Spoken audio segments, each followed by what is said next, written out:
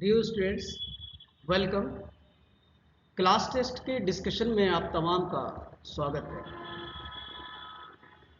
Life process नाम से जो यूनिट है क्लास 10th की, उसका आप लोगों ने टेस्ट दिया था।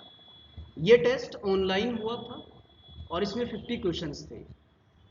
इन 50 क्वेश्चंस के आज हम सभी क्वेश्चन के आंसर डिस्कस करने जा रहे हैं आप लोगों से। और आज के इस लेक्चर में हम एक एक क्वेश्चन को डिस्कस करेंगे। पूरे टेस्ट का एनालिसिस ये करेंगे कि टेस्ट कितना टफ था, कितना इजी था, क्या उसका लेवल था। हम ये भी देखेंगे कि जो टेस्ट आपने दिया था उसमें विनर कौन है, कितने मार्क्स के साथ है। हम फर्स्ट विनर को, सेकंड विनर को और थर्ड विनर को अनाउंस भी करेंगे। और इसके साथ ही हम आपको बताएंगे कि आगे हम किस तरह से काम करेंगे। तो चलिए शुरू करते हैं। पहला क्वेश्चन है, which enzyme in saliva breaks down starch into simple sugar. सीधा मतलब है कि ये बताइए कि सलाइवा में कौन सा एंजाइम है जो स्टार्च को शुगर में कन्वर्ट कर देता है। हम सब जानते हैं कि उस एंजाइम का नाम है सलाइवरी अमाइलेज। तो हमारा इसमें आंसर कौन सा हो जाना चाहिए सर? इसमें हम सी पर क्लिक करेंगे क्योंकि सी ही इसका सही आंसर हो सकता है, सलाइवरी अमाइलेज। इसको तो सर वैसे भी हम देख लेते हैं, ये है सलाइवा और इसी में कौन सा एंजाइम मिलता है, तो हर कोई बता देता है सलाइवरी अमाइलेज मिलता है। कुछ लोग इसे अमीलेज बोलते हैं, कुछ अमाइलेज बोलते हैं, वो आपकी मर्जी है, आप जो इसको प्रोनाउंसिएशन करें। नेक्स्ट क्वेश्चन है, which substance protects the inner lining of the stomach from the action of the HCl। हम जानते हैं स्टोमक के अंदर मिलता है क्या सर? Gastric juice. और गैस्ट्रिक जूस में मिलता है, आपको क्या मिलता है गैस्ट्रिक जूस में? HCl मिलता है, पेप्सिन मिलता है और म्यूकस मिलता है। ये म्यूकस ही HCl के एक्शन से रोकता है या प्रिवेंट करता है हमारे स्टोमक की इनर लाइनिंग को। तो इसका आंसर म्यूकस होना चाहिए, हिंदी में जिसे हम श्लेष्मा कहते हैं। तो इसका आंसर आपका बी होगा। नेक्स्ट क्वेश्चन है, why do herbivore like cows need a longer small intestine. Herbivore जैसे गाय है, यानी जो शाकाहारी हैं, इनकी स्मॉल इंटेस्टाइन लंबी क्यों होती है? तो इसका जवाब ये है कि सर 3 तरह के ऑर्गेनिज्म पाए जाते हैं। एक होते हैं हर्बीवोर। हर्बीवोर क्या ईट करते हैं सर? ये प्लांट को ईट करते हैं। और सर प्लांट या प्लांट प्रोडक्ट, और जिसके अंदर होती है प्लांट सेल। और प्लांट सेल जो बनी होती है वो उसमें आता है सेल वॉल, और ये सेल वॉल बनी होती है सेलुलोज की। और सर सेलुलोज इतना आसान केमिकल नहीं है, इसको ब्रेक डाउन करने के लिए बहुत ज़्यादा टाइम की और तगड़े एंजाइम्स की, सेलुलोज जैसे एंजाइम्स के एक्शन की ज़रूरत है। तो इसीलिए इसमें टाइम ज़्यादा लगता है और ज़्यादा लंबी स्मॉल इंटेस्टाइन होनी चाहिए जो हर्बीवोर है उनकी। दूसरे ऑर्गेनिज्म होते हैं सर कार्निवोर। तो सर जो मीट को ईट करते हैं, मीट ईटर हैं, वहां सेल वॉल होती नहीं है एनिमल्स में, दैट्स वाई वो इजीली डाइजेस्ट हो जाते हैं। इसके बाद हम चलते हैं, इस क्वेश्चन का आंसर क्या हो सकता है सर? इसका आंसर है to allow cellulose to be digested. तो आंसर इसका बी हो जाएगा। नेक्स्ट क्वेश्चन देखिए, which organ is the site of the complete digestion of carbohydrate, protein, fat. Sir आपने कई बार बताया है जब भी कंप्लीट डाइजेशन की साइट का जिक्र होगा तो हम स्मॉल इंटेस्टाइन लगाएंगे, यानी हम छोटी आंत का आंसर इसमें लगाएंगे। सर ये स्मॉल इंटेस्टाइन ऑप्शन कौन सा है इसका?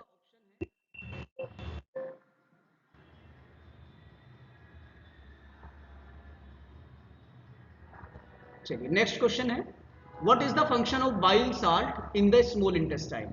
स्मॉल इंटेस्टाइन में बाइल साल्ट क्या करेंगे सर? जो बाइल जूस होता है ये निकलता है गॉल ब्लेडर से, और गॉल ब्लेडर होता है आपका अटैच लिवर से। और लिवर जो है बहुत सारे एंजाइम सिक्रीट करता है, खैर वो अलग चीज है, लेकिन बाइल जो है इस ये सिक्रीट करता है बाइल साल्ट, स्पेशली क्या नाम है उसका? Bile juice. Bile juice. और बाइल जूस करता है इमल्सिफिकेशन। इमल्सिफिकेशन ये होती है फैट को ब्रेक डाउन करने के लिए। असल में ये फैट का एक कॉम्प्लेक्स मॉलिक्यूल है। इस मॉलिक्यूल को दो छोटे छोटे या कई छोटे छोटे मॉलिक्यूल में ब्रेक डाउन करने को इमल्सिफिकेशन बोलते हैं। इस प्रोसेस को बोलते हैं इमल्सिफिकेशन ऑफ फैट। तो इसका ऑप्शन क्या होना चाहिए? इसका ऑप्शन होना चाहिए to emulsify large fat globules. ये भी आंसर है इसका। Next, which enzyme secreted by the pancreas is responsible for digesting protein? Protein को डाइजेस्ट करने के लिए कौन सा एंजाइम रेस्पॉन्सिबल है? सर, एक पेप्सिन ही एंजाइम ऐसा है जो प्रोटीन को डाइजेस्ट करेगा। ये कहाँ करता है? ये होता है गैस्ट्रिक जूस में। एक और एंजाइम है जो पैनक्रियाज से निकलता है, उसका नाम है ट्रिप्सिन। तो वो भी क्या करता है? वो भी एंजाइम सीक्रेट करता है। तो एंजाइम को पेप्सिन और ट्रिप्सिन, अगर दोनों में से ऑप्शन होता तो हम उसको लगा देते। यहां पर ट्रिप्सिन अवेलेबल है, हम ट्रिप्सिन को लगा देंगे। इसके बाद आता है फिंगर लाइक प्रोजेक्शन। सर, मैं जैसे ही उंगली नुमा स्ट्रक्चर की बात ये करेगा, फिंगर लाइक प्रोजेक्शन की बात करेगा, हमारे जहन में सीधा सीधा विल्लाई आ जाएगी। ये स्मॉल इंटेस्टाइन की बात कर रहा है। स्मॉल इंटेस्टाइन में एब्जॉर्प्शन के एरिया को बढ़ाने के लिए फिंगर लाइक प्रोजेक्शन विल्लाई होती है। तो आंसर क्या हो जाएगा इसका? सी हो जाएगा, इसमें विल्लाई लगेगा। ठीक, बहुत बढ़िया। अगला सवाल है, gastric glands in the stomach release which of the following? तो गैस्ट्रिक ग्लैंड तो तीन चीजें सीक्रेट करती हैं, वो मैंने बता दिया था, HCl, पेप्सिन और म्यूकस। तो यही आंसर ठीक है। इसके बाद आता है, exit of the food from the stomach is regulated by which muscle?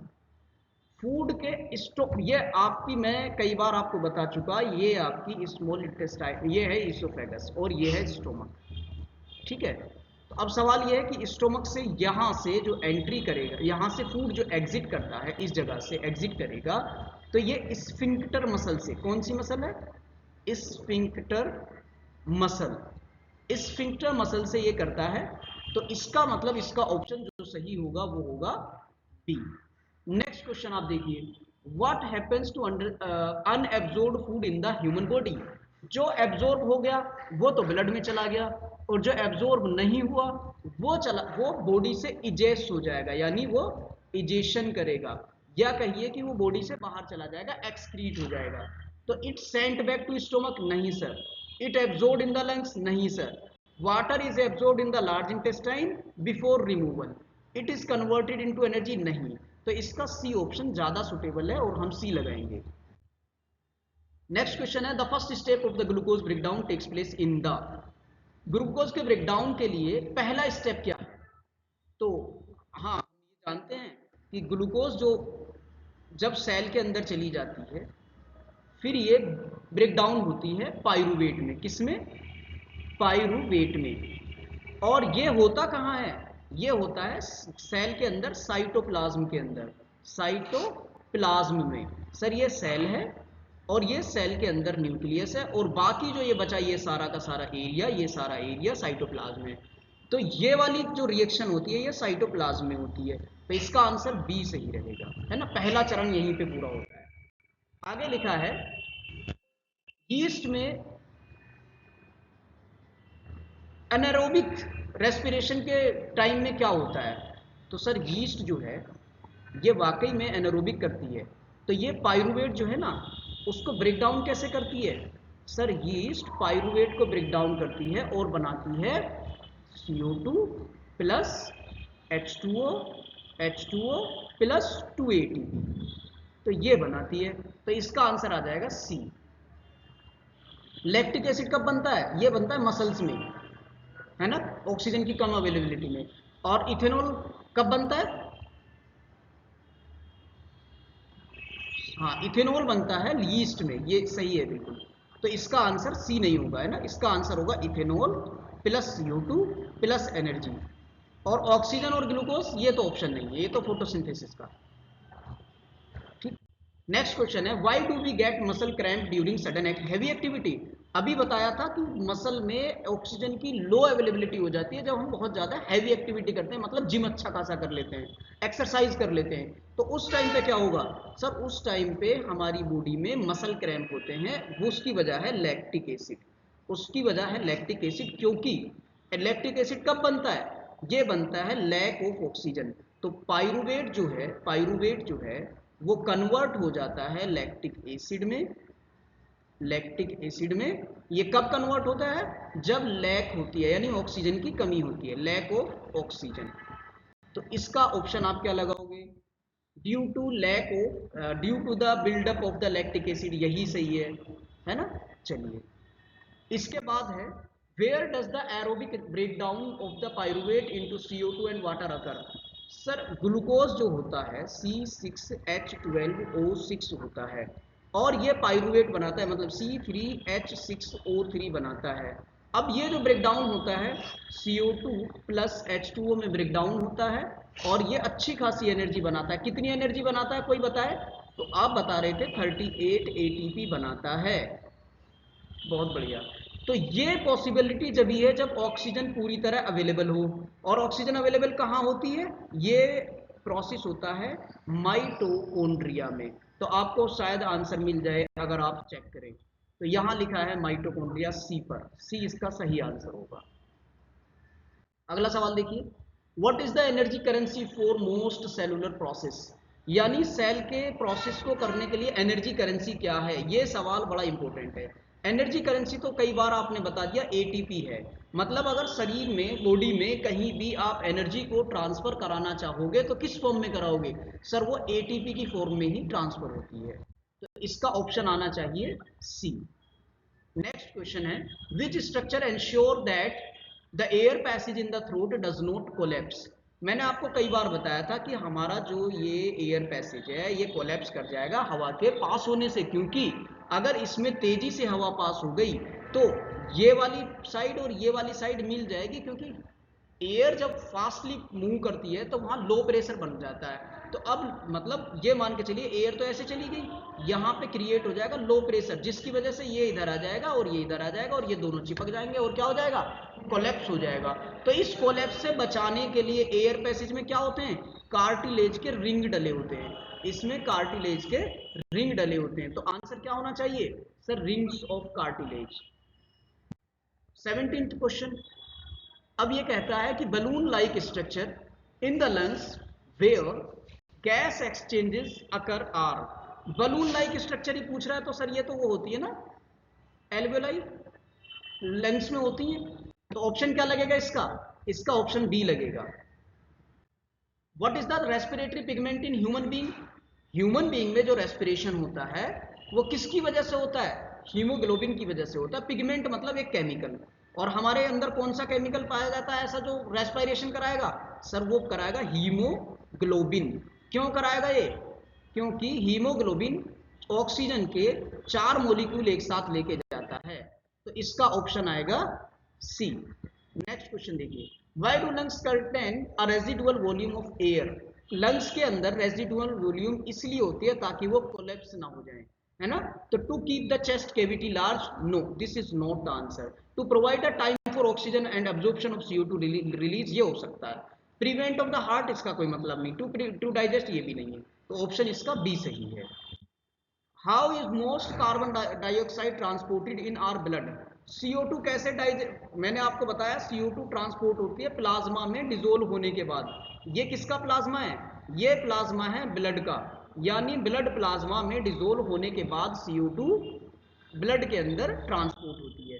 तो ये क्या होगा? Dissolve form in plasma, B option इसका सही है। The heart has different chamber to prevent. Heart के अंदर अलग अलग चैम्बर होते हैं, किस लिए होते हैं वो इसी क्या बचाते हैं? सर ए हार्ट का एक चैम्बर ये रहा, एक चैम्बर ये रहा, मान के चलते हैं कि ये एक हमारा सिंबॉलिक हार्ट है। तो इस सिंबॉलिक हार्ट में 4 चैम्बर हैं। तो इन चारों चैम्बरों के बीच में ये क्यों अलग दीवार है? सर ये वाला चैम्बर होते हैं ऑक्सीजनेटेड ब्लड के लिए और ये होते हैं डीऑक्सीजनेटेड ब्लड के लिए।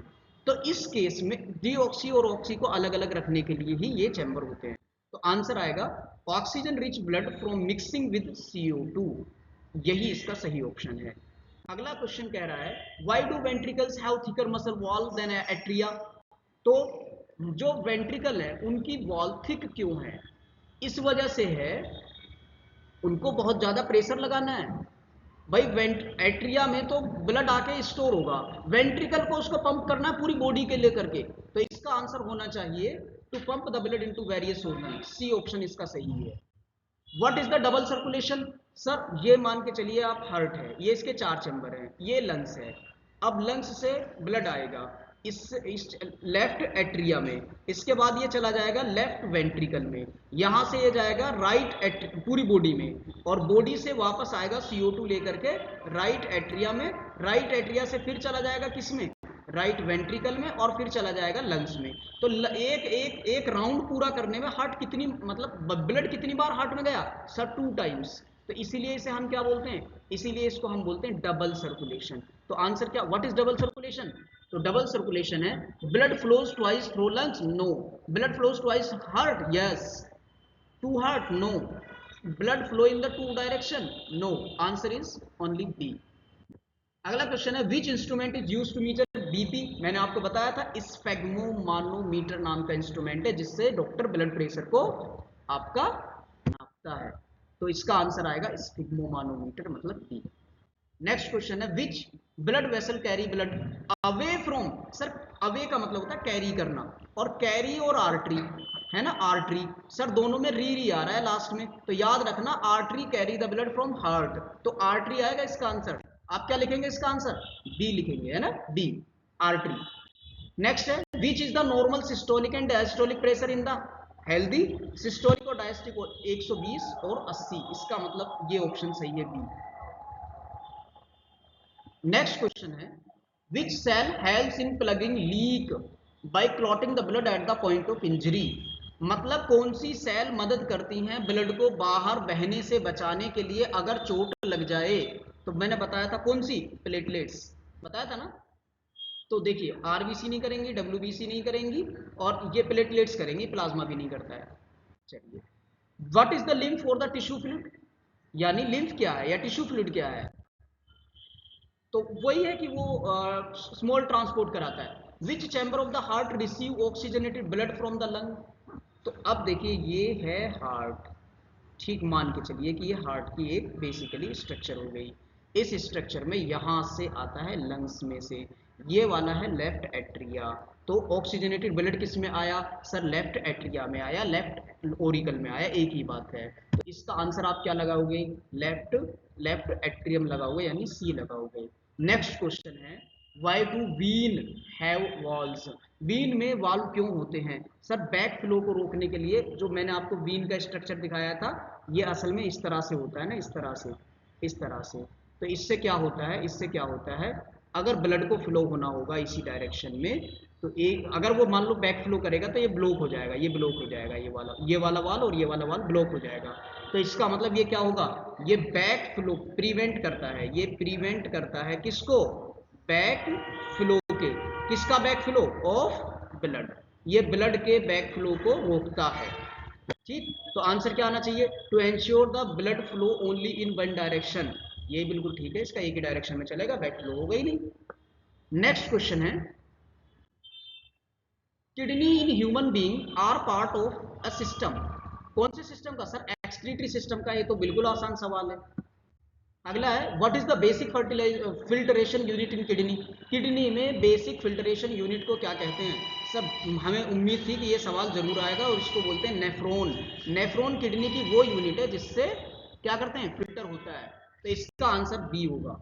नेक्स्ट क्वेश्चन है question number 33, which part of the nephron collect the filtrate? Nephron filtrate को कलेक्ट कहां से करता है सर? ये करता है ग्लोमेरुलस कप से, है ना। ग्लोमेरुलस नाम का एक कप हमने बनाया था, ऐसे करके कुछ स्ट्रक्चर आपको बना के दी थी, है ना। तो ये ग्लोमेरुलस कप ही इसका सही आंसर होगा। तो ये वाला कप है ग्लोमेरुलस कप, तो उसी में हो glomerulus cup. Which substances are selectively reabsorbed from the initial filtrate?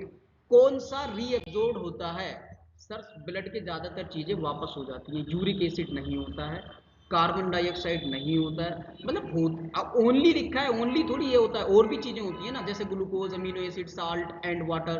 तो बी सही है इसका ऑप्शन।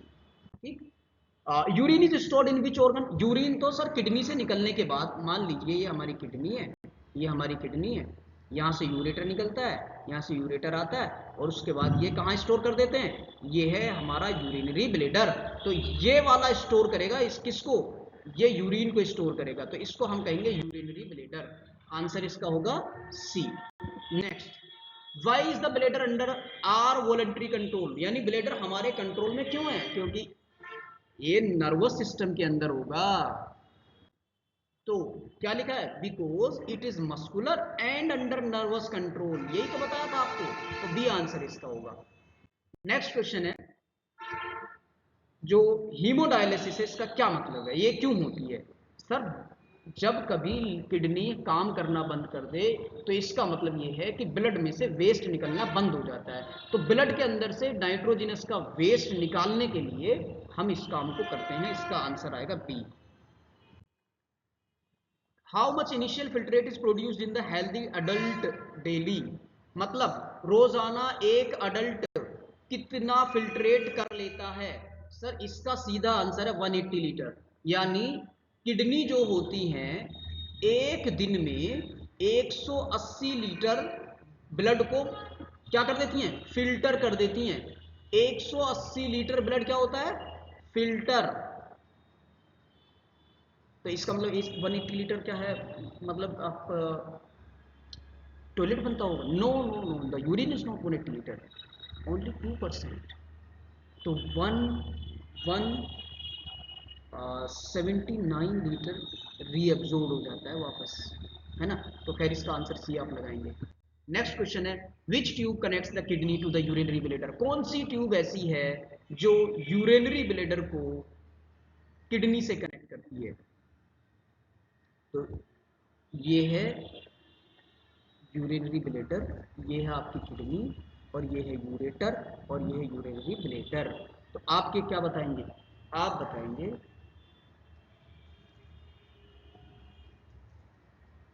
आप इसका आंसर बताएंगे मुझे, ये यूरेटर, तो ये किडनी है और इसमें से ये यूरेटर निकलता है, तो आंसर आप क्या बताएंगे, यूरेटर। फिर सर यूरेथ्रा क्या होता है, यूरेथ्रा होता है जो यहां से लेके जाएगा आगे, यहां से आगे वाले डक्ट को बोलते हैं यूरेथ्रा, ठीक है। तो haemodialysis is different from natural kidney function because, haemodialysis natural kidney function से अलग है क्योंकि हीमोडायलिसिस क्या करता है, it does not filter blood, there is no reabsorption, it uses oxygen, it takes place inside the body. Haemodialysis से प्राकृतिक गुर्दे इसलिए अलग है कि ये इनसाइड द बॉडी करते हैं, ठीक है, हीमोडायलिसिस बाहर होता है। What is the raw material for photosynthesis, photosynthesis होने के लिए CO2 चाहिए प्लस H2O चाहिए, अगर क्लोरोफिल है और सनलाइट है तो हो जाएगी फोटोसिंथेसिस। तो ऑप्शन क्या है इसमें, CO2, H2O, सनलाइट और क्लोरोफिल, पी ऑप्शन है इसका। Plant store carbohydrate in the form of, plant carbohydrate starch की फॉर्म में स्टोर करते हैं ना, कार्बोहाइड्रेट किस फॉर्म में, स्टार्च की फॉर्म में।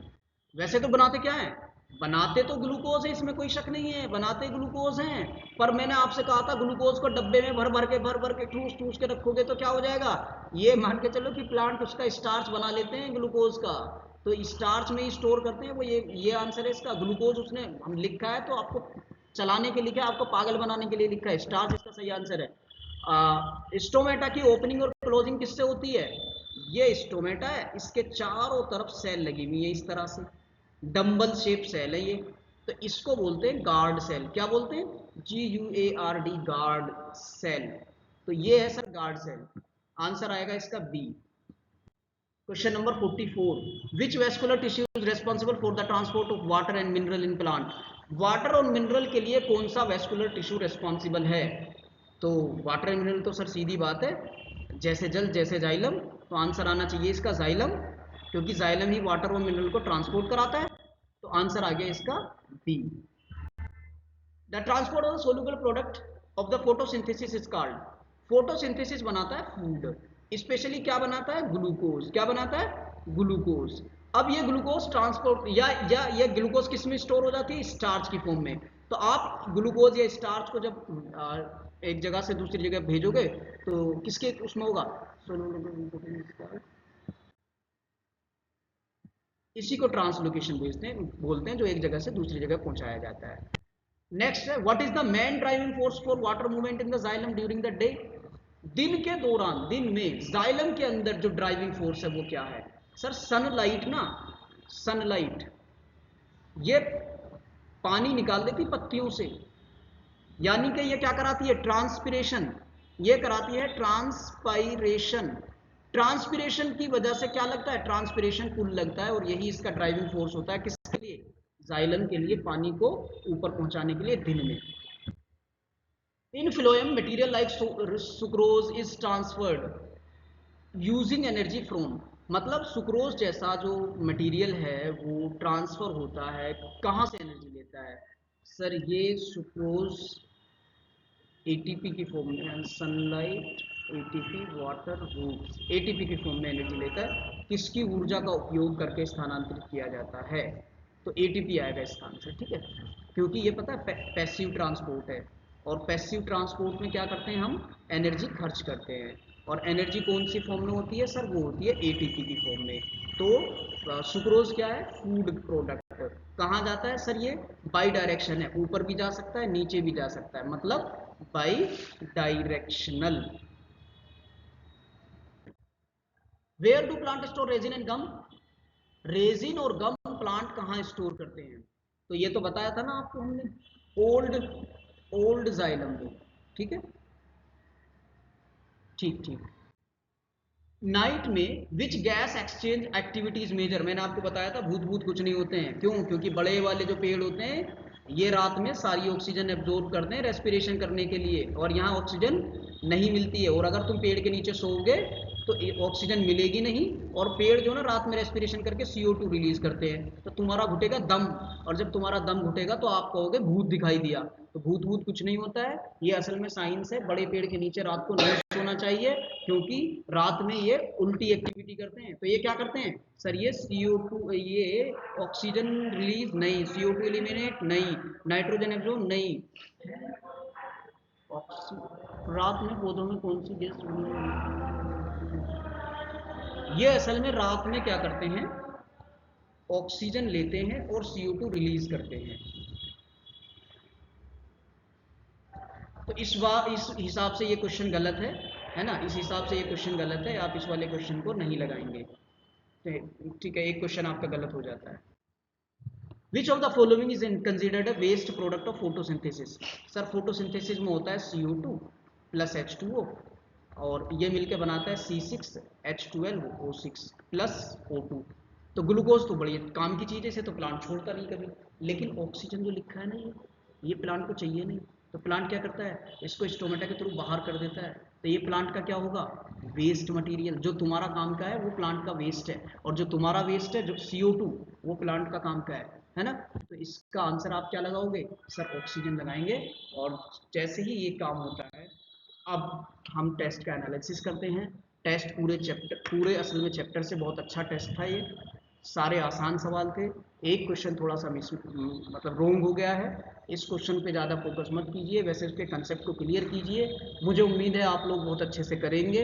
और टेस्ट के एनालिसिस में मैं आपको ये भी बताऊंगा कि आपका ये पहला ऑनलाइन क्लास टेस्ट था। आने वाले टाइम में मुझे उम्मीद है आप और ज़्यादा बेहतर टेस्ट करेंगे। आपका स्कोर अगर मैं बताऊं, जो भी रैंक 1 वाले हैं, एक नहीं दो बच्चे रैंक 1 लाए हैं, और उनका स्कोर है 150 आउट ऑफ 200। और जो सेकंड मतलब एक और बच्चा है जिसका रैंक 1 है, तो उसके भी स्कोर 150 आउट ऑफ 200 है, और एक बच्ची है जिसका स्कोर है 130, तो वो थर्ड पोजीशन पे है, उसको हम कहते हैं 130 स्कोर है 200 पे। अब आप ये देखिए कि हमने इसको सीधा थर्ड बोला, सेकंड कहाँ गया? असल में उस इससे कितने आगे हैं? इससे 2 बच्चे आगे हैं, और ये कौन से पोजीशन पे आएगा? ये थर्ड ही पोजीशन पे आएगा। तो भले ही इन दोनों की रैंक सेम है, लेकिन इसकी रैंक तो 30 होगी। तो हमने ये पैटर्न अपनाया है, और ये हमारे टेस्ट का एनालिसिस है। आगे हम आपसे ये कहेंगे कि आप खुद भी इस टेस्ट को दीजिए, और जब भी हम टेस्ट अनाउंस करें आपको, तो आप अपने क्लास फेलो के साथ, आप अपने फ्रेंड्स के साथ इस टेस्ट को ज़रूर यानी हमारे होने वाले टेस्ट को ज़रूर शेयर किया करें। इस पूरे वीडियो लेक्चर को पूरा आप शेयर करें। इससे होगा ये कि आपको भी फ़ायदा होगा, और आने वाले जो स्टूडेंट्स हैं उनको भी बेनिफिट होगा। तो फिलहाल जो हमने अनाउंस किया था कि भाई जो हाईएस्ट स्कोर करेगा उसको हम 500 रुपीज़ देंगे। तो चूंकि हमारे दो बच्चों ने हाईएस्ट स्कोर किया है, दैट्स वाई हम इन दोनों बच्चों को 500 रुपीज़ प्रोवाइड करेंगे। इनका नाम है, एक है हमारे मोहम्मद सुहेल शौकीन और दूसरे हैं मोहम्मद रिहान आफाक। रिहान और सुहेल, आप दोनों को बहुत बहुत बधाई हो, कॉन्ग्रेचुलेशंस, मैनी मैनी कॉन्ग्रेचुलेशंस प्यारे बच्चों। और मुझे उम्मीद है कि आप इसी तरह आगे के टेस्ट में भी करेंगे और मैं आप दोनों स्टूडेंट्स को ₹500 सैटरडे वाले दिन क्लास में एकेडमी के जो मैनेजिंग डायरेक्टर सर हैं उनके हाथों से आपको दिलाऊंगा। ठीक है, बहुत बहुत कॉन्ग्रेचुलेशन बच्चों। तीसरे पोजीशन पर फबीहा खान है। फबीहा खान को हम जो एक थर्ड कंसोलेशन प्राइज हम देंगे उनको, है ना। तो इनके लिए थर्ड, वैसे पोजीशन पे हमने कुछ नहीं बोला था, हम कंसोलेशन प्राइज फबीहा खान को देंगे। आगे ये है कि अब मैथ्स का भी इसी तरह हम टेस्ट बनाने की सोच रहे हैं। आप सभी बच्चे खुद भी और बाकी और बच्चे भी एप्लीकेशन को डाउनलोड कीजिए, नोटिफिकेशंस आए उनको कीजिए, और अगर कोई भी प्रॉब्लम आपको आती है तो आप मुझसे कभी भी बात कर सकते हैं 9568882288। इस नंबर पर आप कॉल कीजिए कभी भी, किसी भी टाइम। आप चाहे बुलंद एकेडमी में पढ़ रहे हों या कहीं भी पढ़ रहे हों, आपकी हर समय हर टाइम हम मदद करेंगे। और best of luck for those who did their best, and congratulations to those who win the award. Thank you. Good day.